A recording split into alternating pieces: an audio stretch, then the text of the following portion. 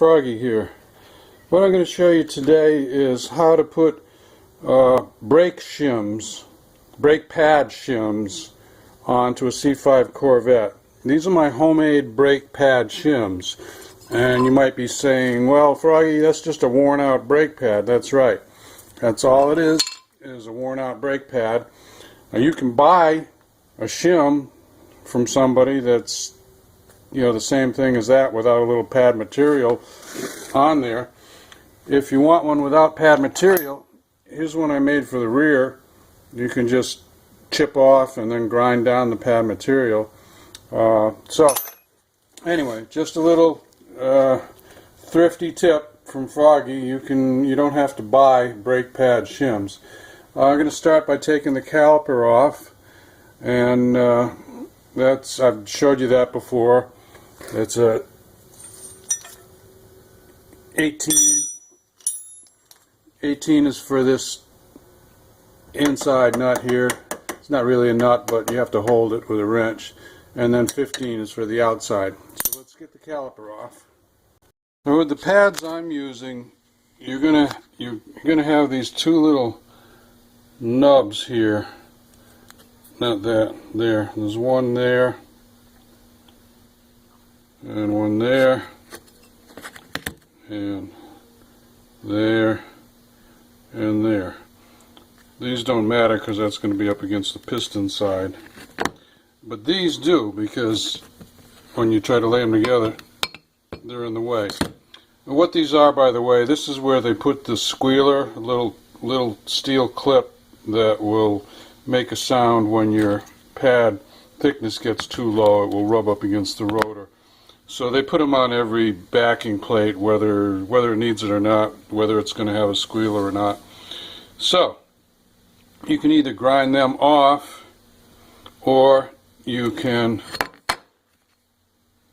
make a hole here and here. And I'm going to make a hole here and here in the pad, and I happen to know it'll also go into the backing plate too, just because it's easier to drill this out than it is to grind this off. 6 of one, half a dozen of the other. Okay, so let me get that done. Okay, so this is my backing plate pad, and I've already drilled it. I'm just going to show you what I did. Just drilled through the old very, very thin pad material, and I went into the backing plate a little bit. So that's it's also going to serve to hold this in place. Not that it really needs it, because it's going to have, the ears are going to be in the caliper the same way for both pads, but this will be just a little extra firmness, or maybe a little anti-rattle or something like that. Anyway, there's your drilling. Called disc brake quiet, and it's actually designed to go on any place the backing plate of the pad touches the caliper. So these ears, these little 4 ears, would match up with these areas on the outside of the caliper, and there would be where the two pistons are. Well, you can see the mark where the two pistons are. You would put that around there. It's kind of a glue. It lasts pretty good, even though the disc brakes get hot. What I'm going to do is put it in between my backing plate and the real pad. I'm just going to put a few dots there. I don't think that they would squeal, but this won't hurt anything anyway. So let's do that. That's all I'm going to do, just like that. Now we're going to, before I try to put that in the caliper, I've actually got to create some space. So I've got to push those pistons back the distance that my spacer, or my disc brake pad shim or spacer is going to take up. So I've got to press back on those. And usually I put an old pad in there and then use a C-clamp, and I think that's what I'll do today. Make sure that you have room in your master cylinder to take that fluid that you're pushing back. Otherwise it'll overflow, and you'll only make that mistake once. After you clean up that mess, you will remember not to do that again. Okay, I've pushed these back in using my C-clamp, and I just put an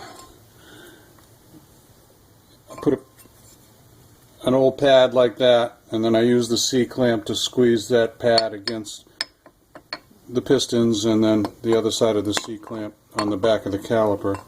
So now I should have enough room to get in my two original pads plus my shim that I'm putting in there. I'm going to need two hands to do this, but I'll show you what it looks like when I'm done.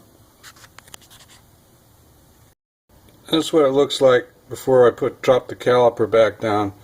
Make sure you put some grease on the little ears so that the pads can move in the caliper. I use this purple grease, and it's pretty high temperature. I like it pretty good. I'll show you the name of it afterwards. But anyway, now I'm going to drop the caliper back down, and it'll be almost done. Okay, I told you I'd show you this. That's Napa Ceramic Extreme Brake Parts Lubricant. And anyway, that's what I'm using lately. There's some other brands that are good, but this one is like really high temperature. Ooh, says 2800F. So before it'll start running off. So I don't think you're going to get your pads to 2800F. The guide pin bolt, make that 23 pounds.